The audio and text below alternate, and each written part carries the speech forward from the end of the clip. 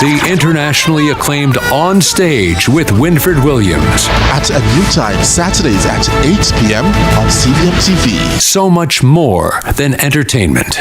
Nardo! So you good? I've been here before. I can recall many nights up at UA, hungry a killer, but guess what?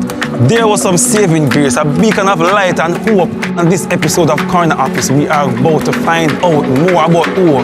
Nardo! Who is Nardo? Where the man you come from? Guess what? Over Nardo we reach now. Nardo, pull up to a chair now. Meet us over front, Nardo. All right. Jamaica, make we do the right thing. Make we live good today for a better tomorrow. Talk it out. Don't fight it out. The time by the Ministry of National Security is 6:30.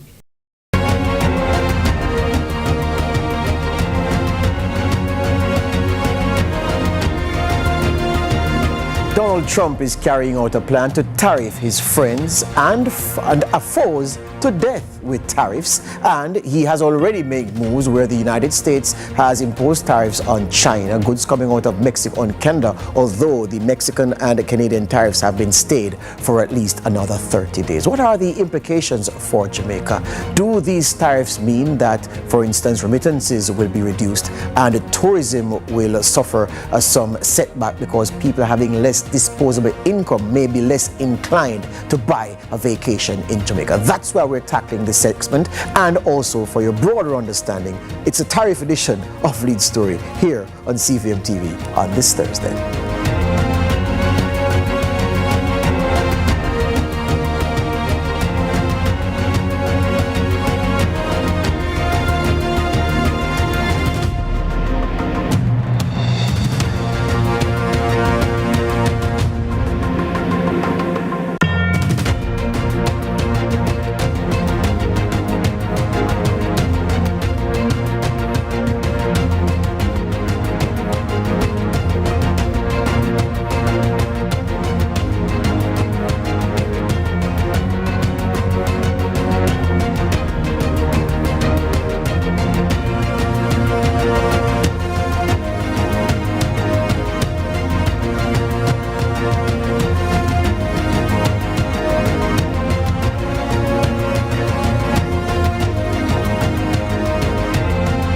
Welcome to Lead Story here on CVM TV. So as I said, Donald Trump imposing tariffs on his friends and foes alike. When I say foes, I mean economic rivals, of course. Canada and Mexico are two of the US's closest friends and trading partners. In fact, it's funny that the countries that he has imposed the tariffs on at the start of his leadership, his second stint as president, are the US's three biggest trading partners: China #1, Mexico #2, and Canada #3. And as I noted in the opening, the tariffs on Canada and Mexico have been delayed for 30 days while he uses the threat of the tariffs as a bargaining chip, trying to elicit more leeway out of negotiations with the Mexican President Sheinbaum and, of course, the Canadian Prime Minister Justin Trudeau. He has gotten some give on both sides, but the Chinese tariffs have taken effect and China has counter-tariffed, and that war is likely to escalate. So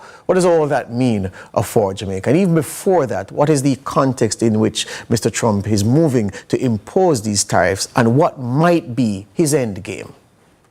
For those who doubt Donald Trump's trustworthiness, well, here's a promise he delivered on. We're talking about a tariff of 10% on China. That's right. Trump has slapped a 10% tariff on Chinese manufactured goods, in keeping with the promise to address long-standing trade imbalances and what the Trump administration describes as unfair trade practices that have hurt American industries. But before there was Canada. Trump did almost the unthinkable in U.S. foreign policy, which was to threaten tariffs on close allies, Mexico and Canada, to major trading partners and neighbors. The North American alliance showed fractures as both countries hit back at Trump with messaging that this was going to hurt the American consumer, and even threatening tariffs of their own, spouting their own protectionist rhetoric. Immediate tariffs on $30 billion worth of goods as of Tuesday, followed by further tariffs on $125 billion worth of American products in 21 days' time to allow Canadian companies and supply chains to seek to find alternatives. But the neighbors seemed to have worked out their beef and, for now, have called a month-long truce on the implementation of tariffs. However, the Chinese were not spared by the president, some deemed trigger-happy, who promised his base hawkish policies. China is the world's largest manufacturer and accounts for 13.5% of U.S. imported products. Now, major companies like Amazon, Shein, and Temu are already announcing price increases. What most consumers don't know, that while your car might be made in country X, country Y, and Z might have manufactured some of the parts in vehicles, and often in manufacturing, China has a part to play. And will the US stop with China? Well, Trump is threatening the EU and the UK. So will this warpath lead to a worldwide trade war? And how will Jamaica be impacted by a possible trade impasse in the global north? We discuss on Lead Story. For those who doubt Donald Trump's trustworthiness.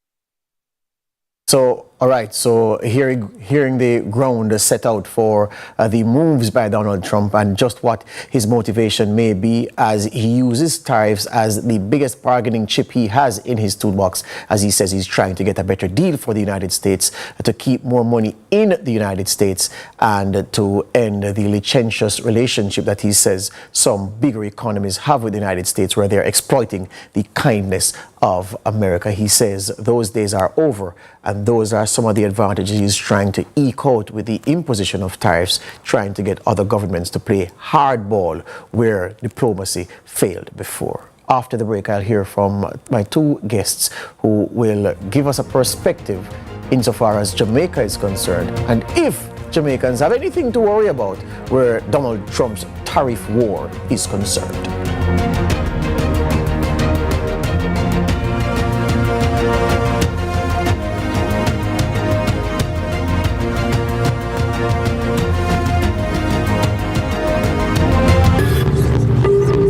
Join my private room. Only $1,000 for a grand time. That I know me. We never said that. But who going to believe me? That is correct. $4,350,000. Yes, go ahead. $4 million? I never approved that. Yes, me go doctor tomorrow. So me have to get the money today, no longer. Then no me face that. I never make no record, I beg nobody no money. Deepfakes are AI-generated images and videos made to look and sound like people we know and trust. They're used to spread misinformation, destroy reputations, and are used to commit fraud and scams. Don't fall victim to deepfakes. Protect yourself. For more information, visit broadcastingcommission.org or scan the QR code on screen.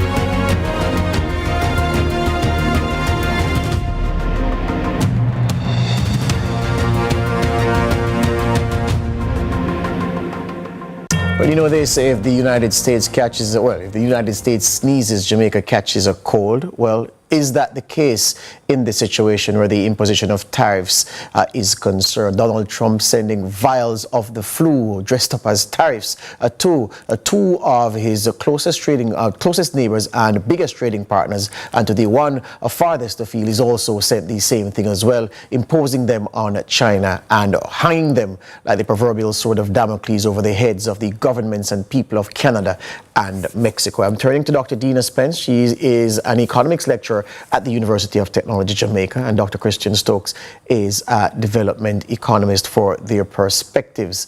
Dr. Spence, may I go to you first?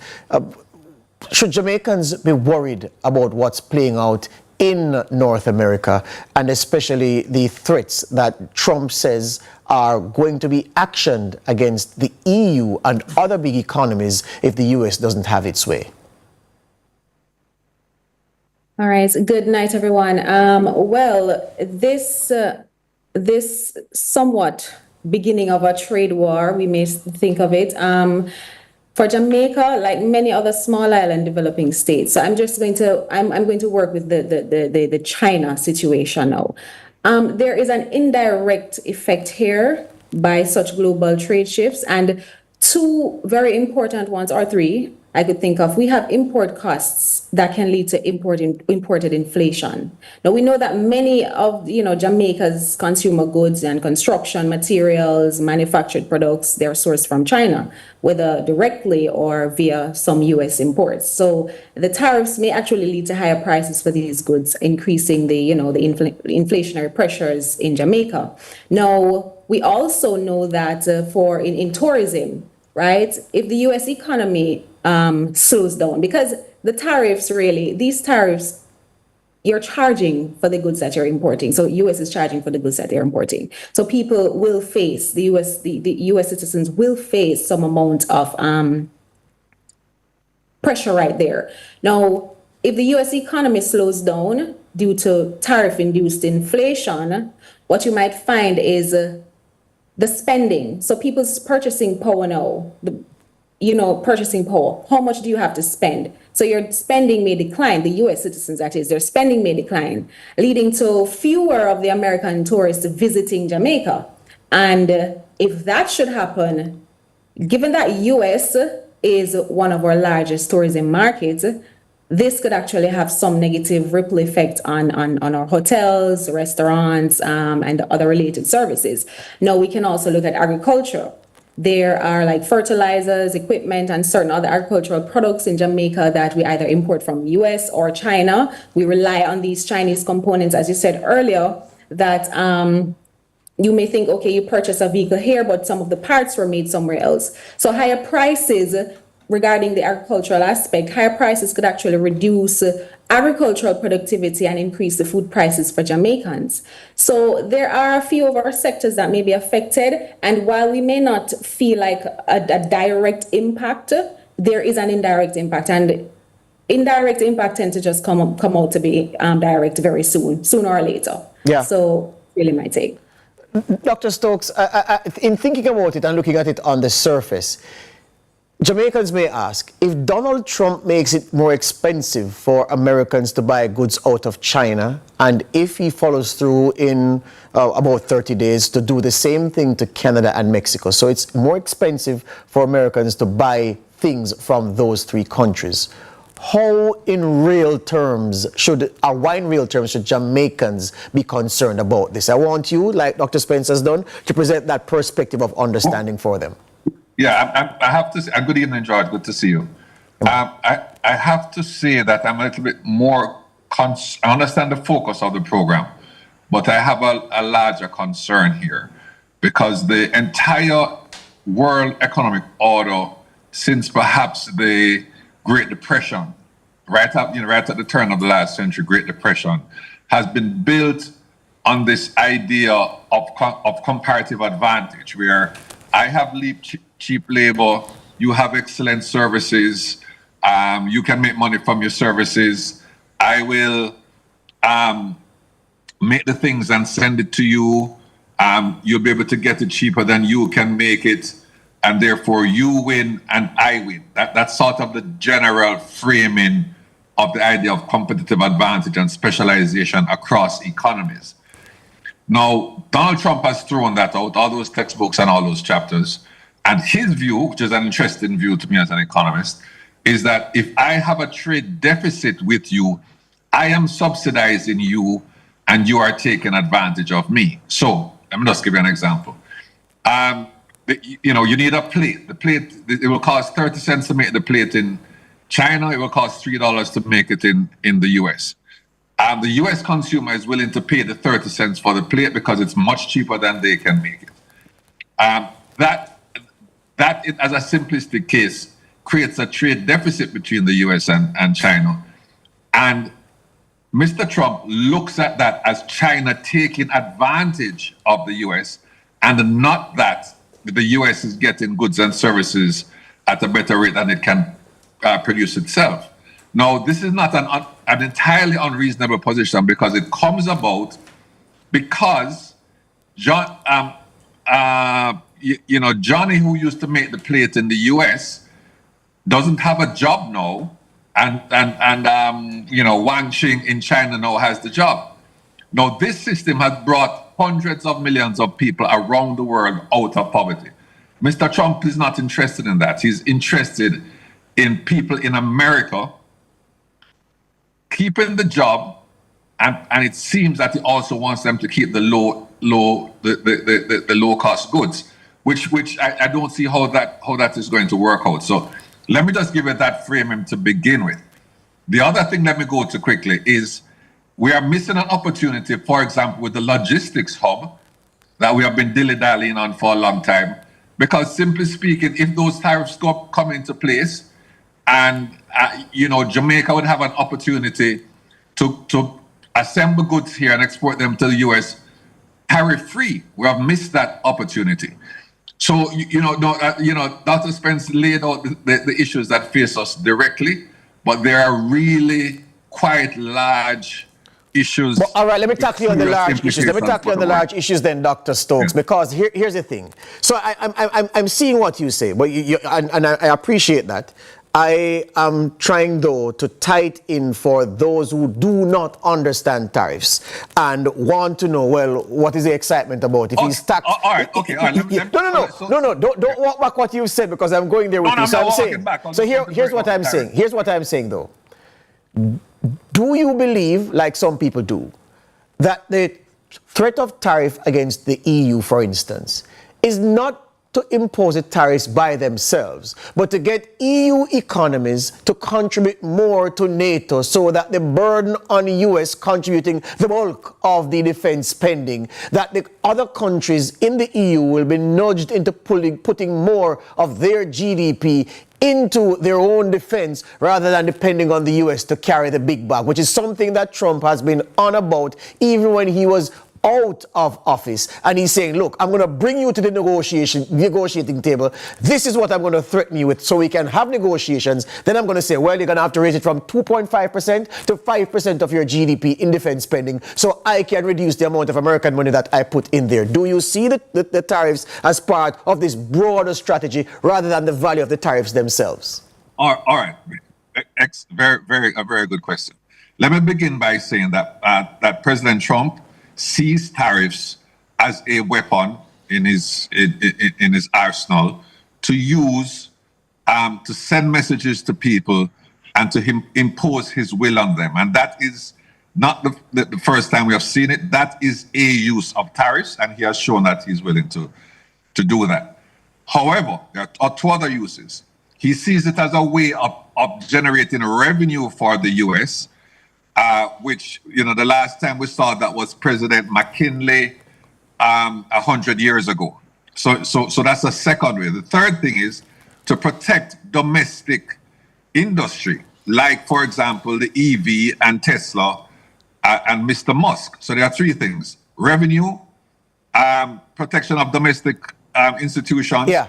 But as you quite rightly say, he's going to use it to bludgeon and bully and bring people to the table and to get his way, and they're showing he's quite willing to do that. Hold it there, Dr. Stokes. I have to take the break. This is Lead Story, talking about tariffs, the broad picture, and of course at the macro level, what it means or may mean for Jamaicans and those of us in the Caribbean. Back with more after this.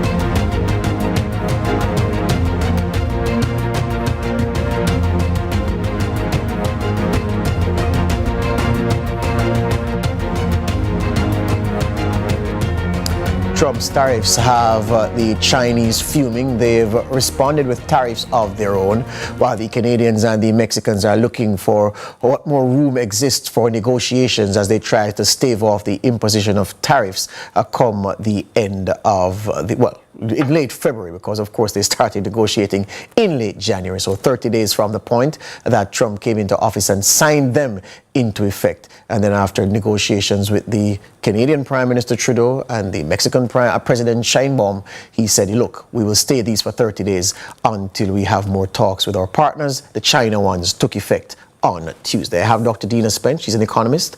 She's an economics lecturer at the University of Technology, Jamaica. And Dr. Christian Stokes, he's a development economist.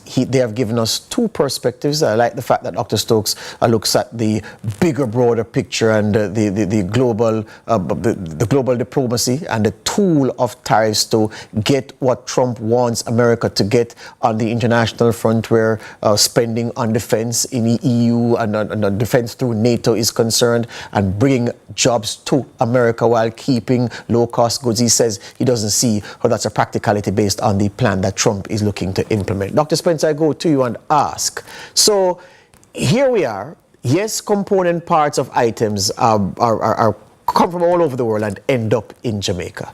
You'll recall, though, that in Trump's first stint in office, he did impose tariffs on steel and other construction material coming out of China. At that time, at the time of that imposition, it did not have that much of an effect on the Jamaican economy. The construction sector here did not complain that, look, these tariffs have caused building materials to rise, have caused a hindrance to us as we look to carry on the business of construction. So that was a situation in his first term in office. So should those in the construction business believe that if those tariffs directly on Chinese building material and construction material did not have an impact then, this bilateral trade war between the US and China ought not to bother us? We need not to pay attention to that. Can they afford to have that perspective on it? Well, first of all, that's a good question. In that case, those were specific goods.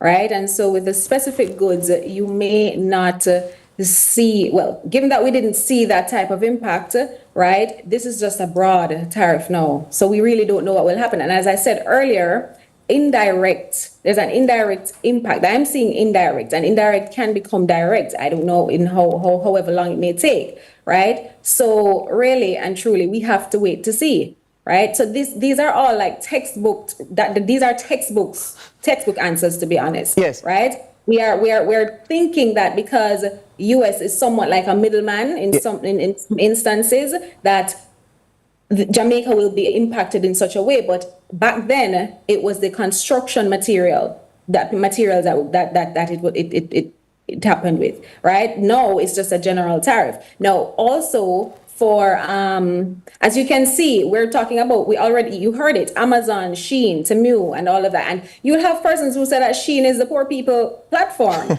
right? It's already, that's what people say. And if you're seeing something like that, I don't know if it's maybe just a knee-jerk reaction, yes, because it just happened, but persons will talk, and I will say this may sound a little like way out of there, but persons are now more informed. And persons, getting more and more informed, the people will start to say, okay, X leads to Y. Yeah. Y to Z. So I will not say that this will happen in 2 years or 3 years or 4 years. I don't know the time span, but I do know that there are some things that they have a general impact on like the inflation, like the consumer prices going forward.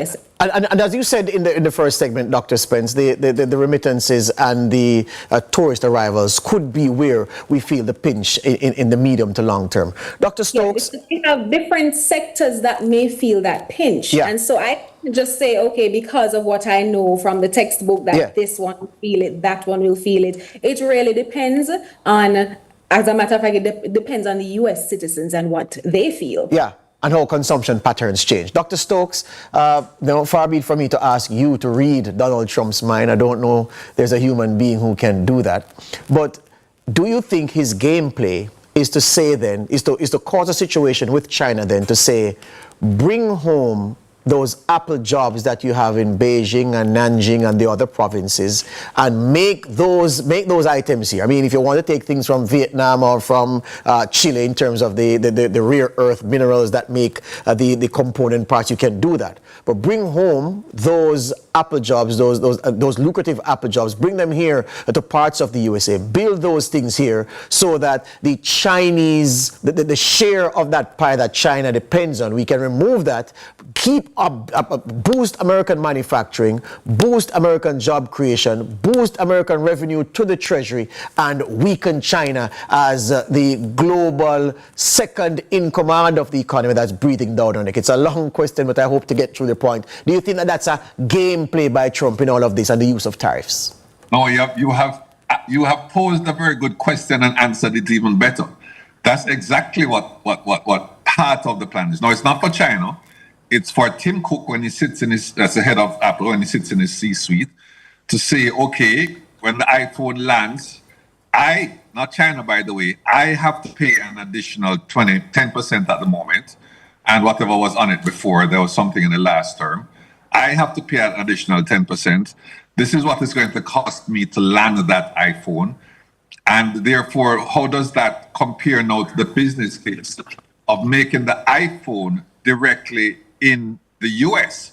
And that's a calculation that is going to be going on all over the place, including the calculation of saying, okay, suppose I make it in Panama or Colombia, or suppose I assemble my iPhone in Jamaica and then bring it into the US. That's an option. So those are the calculations that are going on. Yeah. You made a point about the logistics hub, which I think is a very important point, Dr. Stokes, because we have faffed around with it over time, and now we're no further with the logistics hub development than when, for instance, Tony Hilton was the Minister of Industry. Is that something we can streamline and have in closer to completion in 4 years' time, or would it take a longer cycle from the starting point that we're moving from? Well, I mean, if we have if we can address our red tape problem in Jamaica, we certainly can. But let's say, luck is where preparation meets opportunity, right? There's opportunity that's before us now, but we are entirely unprepared. Yes. Our electricity is still too expensive. We don't have the HR folks trained. We don't have the hub set up. We don't have the movement of men and material set up.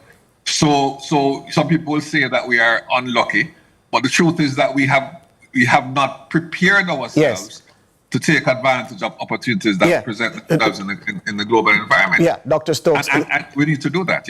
As Shakespeare says, you need to frame the season for your own harvest. And we haven't done that where the logistics hub is concerned. Dr. Spence, thank you very much for your time. Dr. Stokes, thank you for your time as well. I'm out of time, and I have to go for the news at 7 to be presented by Curlin Brown. Yeah, it's a wait and see. Dr. Spence has said it. It's a wait and see. We don't really know.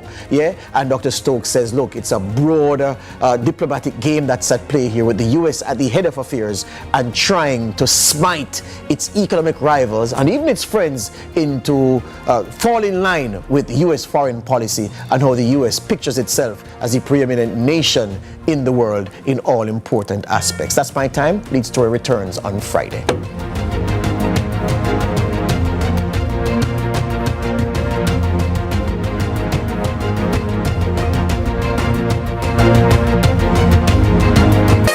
Rise with sunrise. Get your Friday going with Yendi and IT.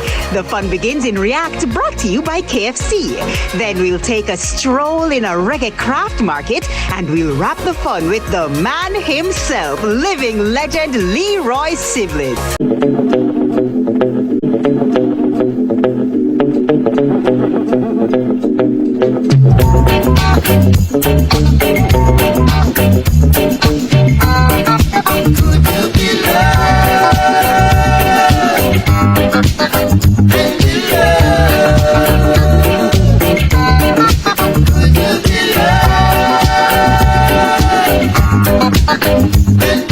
You can open a Sagicor Bank savings account from anywhere. Go online and open yours today. The time by Sagicor Bank is 7 o'clock.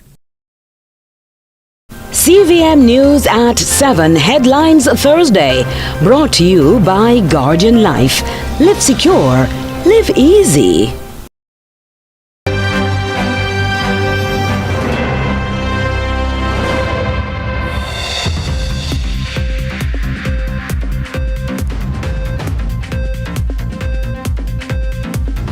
Tonight in CVM News at 7, PM warns deportees against destroying their homeland. JLP alleges misuse of funds at PNP-led municipal corporations. Also, exclusive coverage of the Turks and Caicos Islands general elections. The Business Report, a closer look at the parliamentarians in the field program. And in sports, Reggae Boys face Trinidad in first of two friendlies.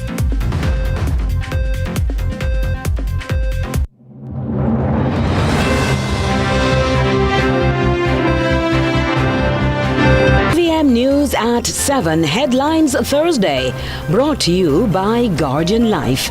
Live secure, live easy. Should critical illness strike, don't let worry fill your head. Say hello to happiness and goodbye to worry with Guardian Life's new Ultimate Provider Plan. Secure your medical expenses in the event of critical illness ahead of time while benefiting from more investment portfolio and so much more. Give yourself and your family the peace of mind you deserve with Guardian Life's new Ultimate Provider Plan today. And live secure, live easy.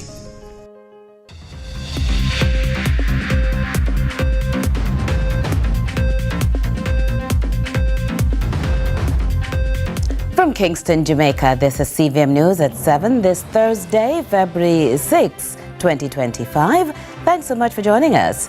I'm Curlin Brown. With a number of Jamaicans expected to return to the island in weeks to come, Prime Minister Andrew Holness is urging them not to resort to criminality and reaffirms the government's commitment to ruling with an iron fist should the need arise. Trishagaye Kelly has that story. In light of the newly appointed U.S. President's order to deport illegal immigrants, Prime Minister Andrew Holness has urged Jamaicans overseas to find solace in their homeland, especially those who have fallen on hard times. Holness, who was speaking at a national security seminar on Thursday, encouraged Jamaicans to find pleasure in exploring their native land once again. Never forget that Jamaica is your homeland. You are not homeless or stateless. If you're finding it difficult where you are, come back here. Ackee and saltfish was always good. It's on the tree, you can get it. Don't stay there and suffer. But even though the Prime Minister has urged them to leave the country, he has also warned them against turning to a criminal lifestyle when they return. Don't come back here to destroy your homeland and what we have been working very hard to create so that you wouldn't have had to leave in the first place. So expect to be dealt with a firm hand if your intent is criminal. Come back and let us build your homeland so that you can stand up with pride with the citizens of the world about your country. That you don't have to be economic refugees. Disabuse yourself of this notion that you can only make it through crime and therefore you're going to join a gang and become a part of the problem. Legal migrants were not left out of the conversation as Holness expressed his firm and unwavering stance relating to the adherence of policies within sovereign nations.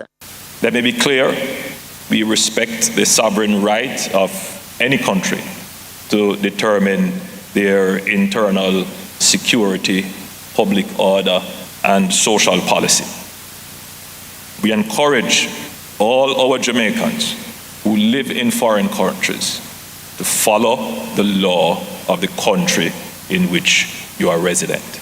He also urged them not to bring illegal weapons into the country with them. Trishagaye Kelly, CVM News. Now, CVM News had a brief conversation with a now widow of the Custis of Hannibal, who was found dead at home last evening. She was in a somber mood as condolences pour in for the man who served. Low-keyed and very humble is how one associate described Custer's day.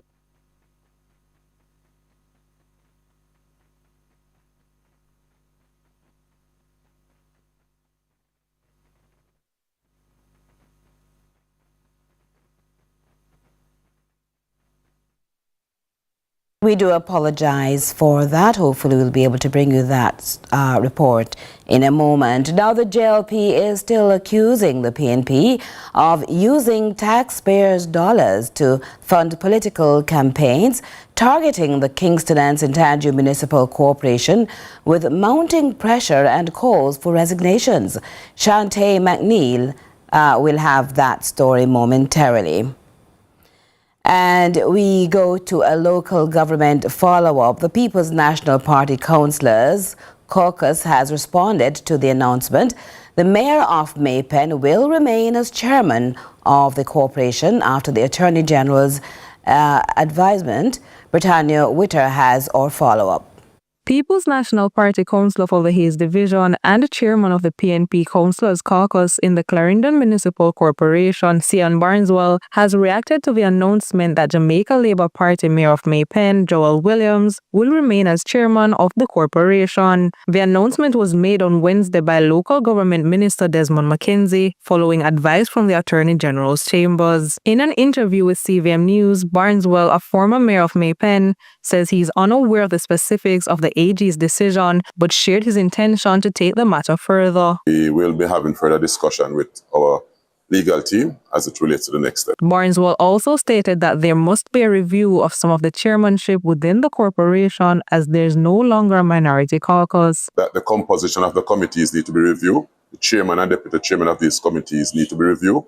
The signatures to the council's account also need to be reviewed, that there is no minority inside the municipal corporation. We have the majority using electoral numbers. So those are the issues that the present mayor need to have that conversation with us. Meanwhile, Mayor Williams says the act was clear and the PNP only aimed to create an issue. I believe that they were just trying to be antagonistic and to stop the free flow of the work of the municipal corporation. The act in question is the Local Governance Act, which was passed in Parliament under a PNP government. Clause 19 speaks to the condition under which a sitting mayor can be removed from office. However, Barnswell insisted the PNP government would make changes to the act if elected. When the PNP win, the act will be looked at. There are some grey areas, and I think that will be one of the things that the councillors, through its different caucuses and Algaje, will be pushing to have the act review. Britannia Witter, CVM News.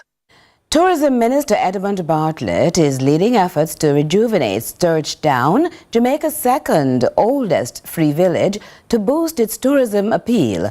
Our reporter Shantae McNeil has the latest on the minister's new plans. As the tourism sector evolves, there is an increasing demand for new attractions and investments across the island. It's why Tourism Minister Edmund Bartlett is focused on revitalizing Sturge Town, Jamaica's second oldest free village, with plans to put it back on the tourism map. Key to this effort is providing training for local residents. He was speaking at the Tourism Development Company Awards in Sturge Town, St. Anne on Wednesday, where over 20 individuals were awarded for completing a tourism training program. So when we're giving these awards, when we are giving the certificate to those citizens from Sturge Town today who have been trained under Team Jamaica, is giving you now the tools for conversion of that knowledge into the material goods and services with a value and a price. Minister Bartlett shared that in its mission to welcome more tourists in the area, there are plans for hotel expansions. Just down the road from you, we're going to break ground in the first half of this year in your constituency for one of the largest hotel developments in Jamaica. But here is going to be expanding 1,000 more rooms there, but more importantly, housing and commercial development, and a development for the fisher folks of the area to create a proper facility for deep sea fishing for them, and also for marketing and for commercial activities for the fisher folks there. He also added, But Landori, Richmond, is also 700 rooms are going to be built there. We're breaking ground for that later on this year as well.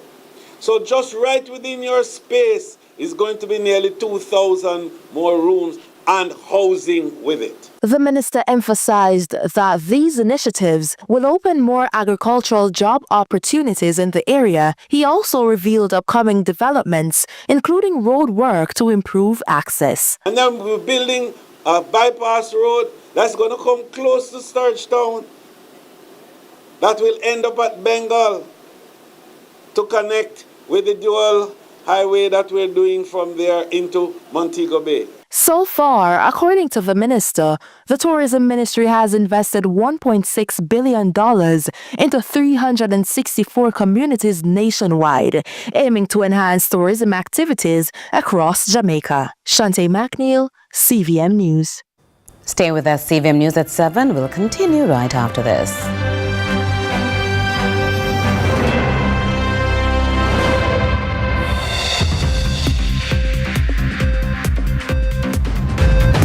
Do it for your best life. Go check your HIV status. So keep your life trending, no pretending. Me, I tell yourself, do it for you, do it for you. Every time you are link with a condom, coulda Aussie, coulda wife, coulda be a random. Condom connect and protect your profile. Be your own fan. Do it for your best life. Do it for your best life. Don't put yourself at risk. Condom connect every time. Do it for your best life.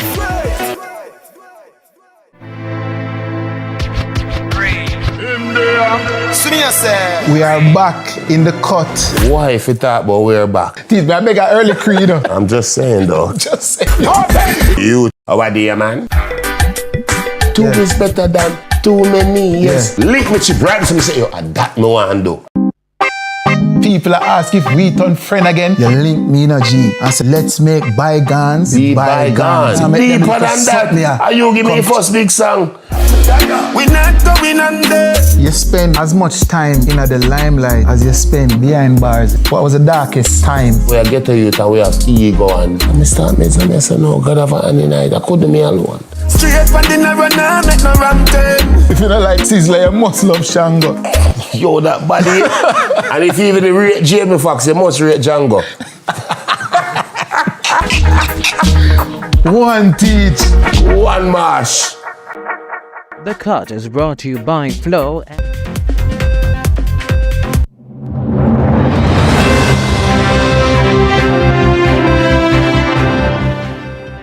Thanks for staying with us. Jamaica's regional neighbors, the Turks and Caicos Islands, are heading to the polls. Our news team is on the ground of Providenciales, where the political atmosphere is beginning to build ahead of the big vote. Ramon Gordon has the latest. It's now 5:30 Jamaica time and we're on our way to the Norman Manley International Airport. The CVM News team is on our way to Turks and Caicos Islands to cover their election, which is scheduled to kick off tomorrow, Friday, February 7. Our news team got to work almost immediately after landing. We touched down in Providenciales at 11 a.m., and with bags trailing behind, we ventured out into virtually unknown territory. But the streets were quiet, with little evidence of the election blitz scheduled for just a few short hours later. Despite that, we visited the party headquarters of both the incumbent government, the Progressive National Party PNP, and the opposition People's Democratic Movement PDM. We spoke with the PNP campaign manager. We're a faith-based party, and the Bible tells you faith without works is dead. And I think that the government over the past 4 years has put in the work, and I think the campaign over the past months has put in the work to show and remind the people of what was done and the importance of keeping it where they have it. So almost 10,000 electors are expected to head to the polls, a 9% increase over 2021, but still just shy of the big target. We caught up with the opposition PDM in song, almost celebratory like their compatriots, readying for what's expected to be a high-energy campaign night. We have been visiting every last family island. We have not left any stones unturned. We actually just came from the nation's capital. That's where our leader is currently stationed. He's continuing the groundworks over there. We've been very, very busy, very active, as I said. We've been doing grassroots campaigning, touching base, of course, with our supporters, and of course the undecided, and of course the current government supporters. We need everybody, on board if we're going to be successful in tomorrow's election. The issues here in TCI mirror those not only in Jamaica but across the Caribbean. The scourge of crime, exacerbated by the vestiges of a lingering colonial past. Why are we here? We've realized that especially now, in the sort of political climate in which we live, it's increasingly important to show just how connected we are as a region, not just by culture and experience, but also by issues as developing nations. I'm going to be carrying you along the journey, and I look forward to sharing with you what I discover. Stay tuned for exclusive insights right here first on CVM TV, connecting the region one story at a time. Catch you tomorrow on Election Day. Ramon Gordon for CVM News. Thanks, Ramon. Now, a species of new-scale insect is now sparking concerns as it journeys on a specific palm plant all across the island. But the fear goes deeper than the impact of the insect itself. As Trishagaye Kelly tells us, the insect is targeting a native and popular plant, which it can kill in a period of time. A new invasive species has caught the attention of environmental advocates who are now concerned with the impact the insect can have on a specific plant in the country. The concern is not only that the insect is quickly killing the plant. Biologist Damian White says it's also because the plant, widely used for beautification purposes, is native to Jamaica. This killer insect is targeting what we call sago palm. People are concerned because they're seeing them covered with white scales and it looked like snow, fully white. And what you notice start happening, the sago palm leaves start getting brown, and after a time, the plants die. In the literature, it said it can kill the plants in less than a year. The most reasonable response to that would be, how do we get rid of it? Well, that part is still being worked out. Pest expert and senior lecturer at the University of the West Indies, Dr. Dwight Robinson, says finding a permanent fix could take some time. Because they are relatively new, the plan of action is currently being developed, because you end up where this is an invasive pest species. And so what happened is that we have not been able to go through and find all the methods that will actually suppress this pest. So right now, what we're recommending is what's tried and what's proven elsewhere. The authorities are still monitoring methods to rid the insect. However, there are people who have taken different approaches to the matter. These include scraping the insects off the plant, which in some light is effective since adult insects cannot get themselves back on the tree. Others spray oils on the insects to impact their breathing. However, so far, the expert says only one method has been very effective. A systemic insecticide, which is an insecticide that is usually taken up in the plant because of that protective waxy coating that they have over them. Insecticides that just sprayed on them is unable to penetrate the insect to kill it. Right. So usually, because it's piercing and sucking the juice from the plant, you use a systemic, which is taken up into the plant. And then when the plant sucks, the insect sucks the juice from the plant, then they take up a little bit of the insecticide with the food, and then eventually they will die. He adds this is the safest approach. The authorities warn citizens against making their own pesticides, as this could have severe effects on the human body. Trishagaye Kelly, CVM News. Still more to come in a moment.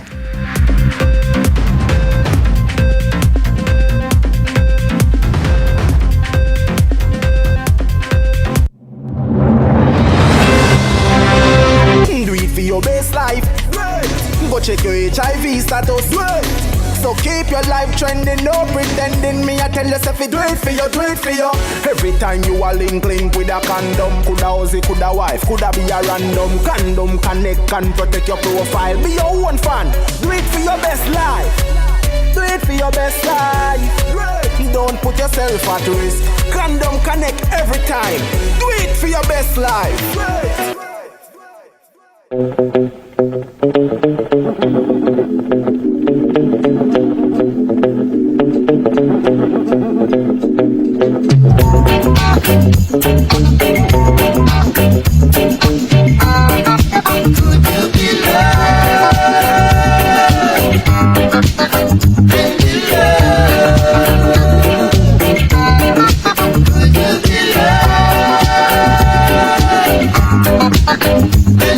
Nardo,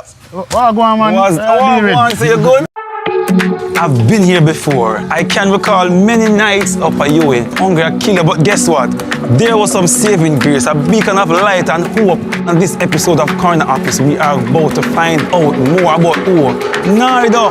Who is Nardo? Where the man you come from? Guess what? Over Nardo where we reach now. Nardo, pull up to a chair now. Meet us up front, Nardo. All right.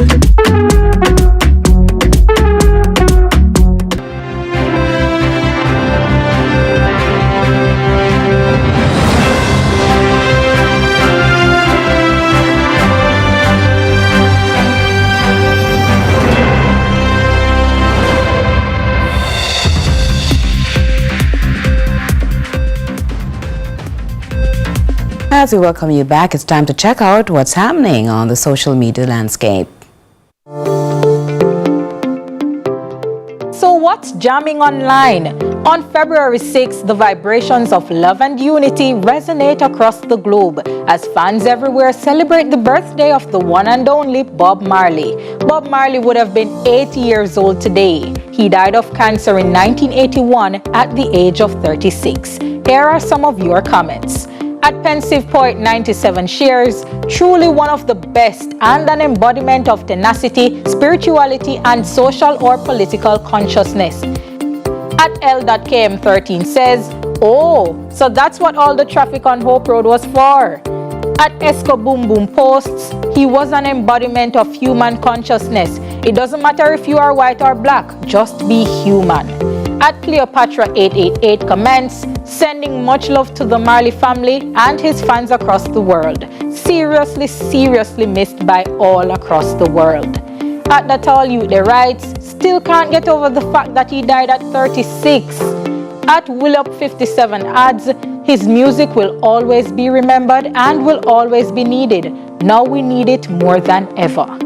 And that's what's trending online today. Continue to share your thoughts with us on X at CVM TV and CVM Television on Facebook. I'm Trishagaye Kelly. One love, Trish. And now our regional and international news. We begin with news in the region. According to the UN, more than $13 million in funding for an international security force helping fight armed gangs in Haiti has been frozen under President Donald Trump's 90-day pause on foreign aid. That report from France 24. The UN has warned that more money, equipment and personnel are needed to avoid a catastrophic collapse of the island's security institutions. But for Donald Trump, such needs are contrary to his push to cut foreign aid. The UN confirmed that his administration has put a 90-day freeze on the over $13 million that it's contributed to a UN-backed security fund for Haiti. We received an official notification from the U.S. Asking for an immediate stop work order on their contribution to the multinational security support force. For that force, the MS says $110 million has been raised to date, but it's widely seen as insufficient. Just 800 of the 2,500 security personnel that was hoped for have been deployed. Among them, soldiers from Kenya, Jamaica, Guatemala, and Belize. On Tuesday, 70 soldiers from El Salvador arrived to help. The leader of the multinational mission welcomed them. We are destined and we are focused. Our trajectory, our focus is on the ball. And the meaning is that we are going to succeed. Fear is mounting among St. Lucians in the U.S. after a recent deportation bill sparked rumors, including an alleged list of those affected. The president of the St. Lucia House Foundation in New York provided an update on efforts to address these concerns, including a meeting with the Consulate General. DBS Television provides the details. The situation has had a negative impact on businesses, particularly in the tri-state area, with many closing their doors in response to the uncertainty. We recently had our monthly meeting, which was held this past Monday, and he actually updated us on what the consulate is doing, what he is doing, his office is doing. And from all indications, he has been attending many meetings and just giving us a heads up on what persons in the diaspora in this area should be doing, especially the St. Lucians. So first and foremost, I can tell you is that the consulate, along with the Consul General, they are there to assist. So our recommendation is that if you're unsure, rather than taking word of mouth or what you're hearing on the street, you go to them directly. From what he's telling us, there are lots of rumors. The Turville urges the community to secure their legal documents as soon as possible to avoid being affected by the deportation measures. He emphasizes the importance of staying informed and not falling victim to viral misinformation. The persons who are most affected and should be the most worried, I guess, would be persons with a criminal record. So those are the ones that they're going after first. So from what he told us, St. Lucians who are here maybe 20, 30 years or more, not that they shouldn't be worried, but what is being told to them on the street is not so. So we're recommending everyone actually go to the consulate directly.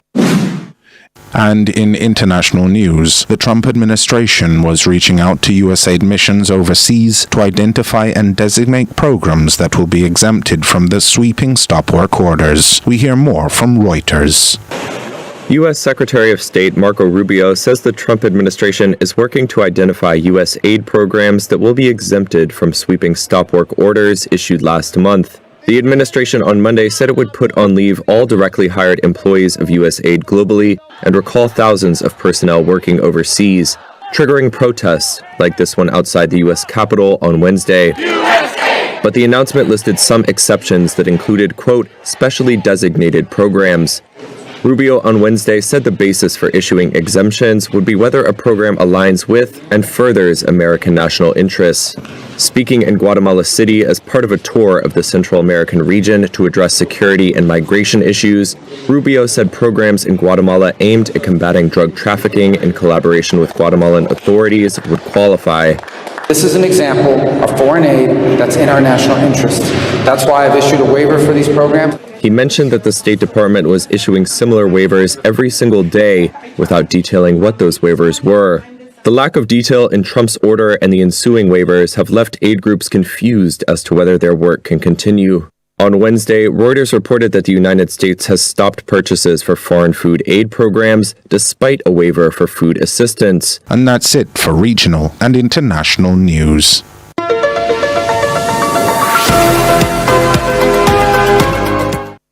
You're watching CVM News at 7, which will continue in a bit.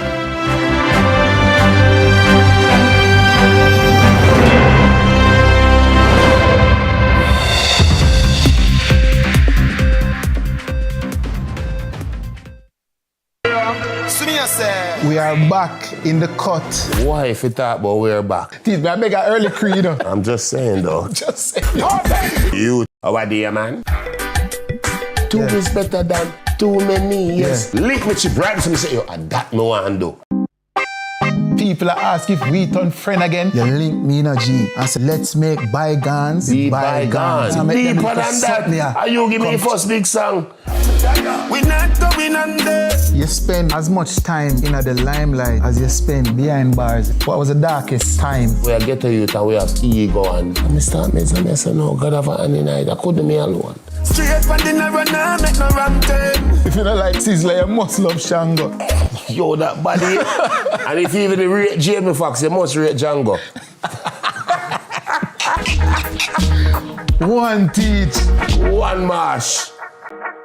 The Cut is brought to you by Flow. Sports should be fun. Sports should be interesting. Sports should be entertaining. Sports should be riveting. This is CVM Sports. I'm Jordan Freight.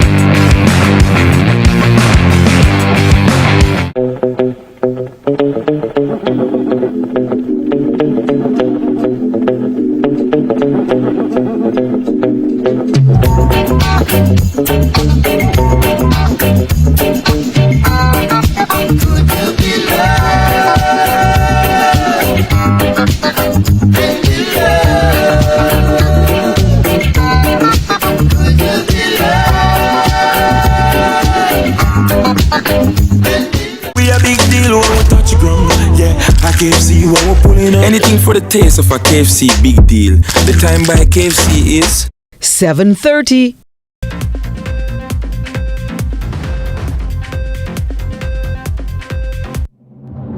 Glad you stayed with us. The JLP is still accusing the PNP of using taxpayers' dollars to fund political campaigns, targeting the Kingston and St. Andrew Municipal Corporation with mounting pressure and calls for resignations. Here's Shante McNeil with more.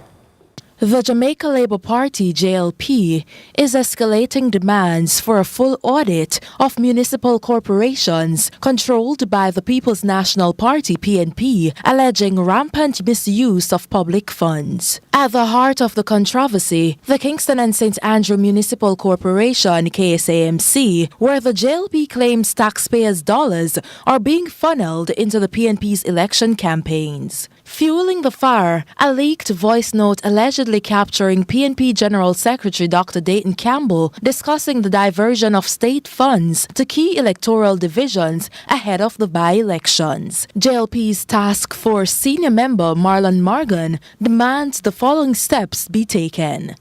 The immediate resignation of Dr. Dayton Campbell as a commissioner of the Electoral Commission of Jamaica, ECJ.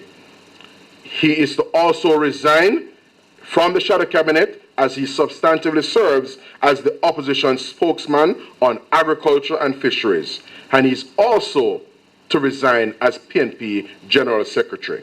The JLP insists Campbell has yet to deny the recording's authenticity. In the audio, a voice resembling his outlines how additional funds were allocated to Chancery Hall and Denham Town, two divisions now vacant ahead of the upcoming by-elections. But Campbell isn't backing down. Speaking at a recent PNP campaign rally in Northwest St. Catherine, he dismissed the allegations and threatened legal action. No, never come tell a lie.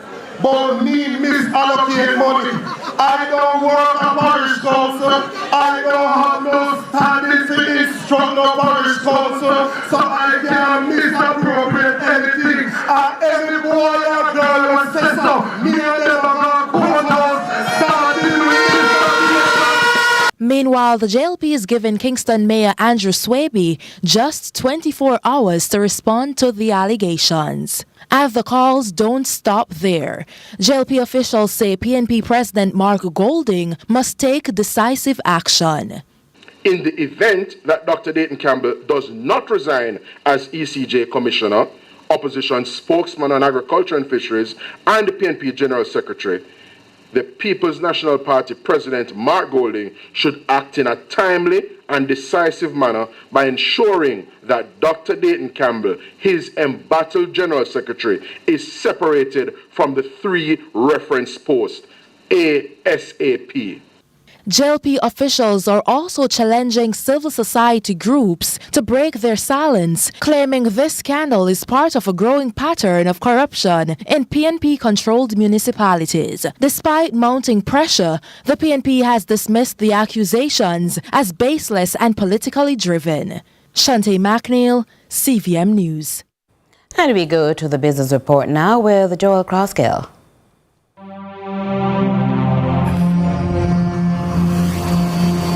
Lots to share with you in the business report today. As a group of 20 parliamentarians from across the globe, participants in the Parliamentarians in the Field program visited Jamaica at the request of the International Finance Corporation IFC, the International Monetary Fund IMF, and the World Bank Group. Head of delegation for the Parliamentary Network Jamaica's Marlene Malahou Fort shared why the group had chosen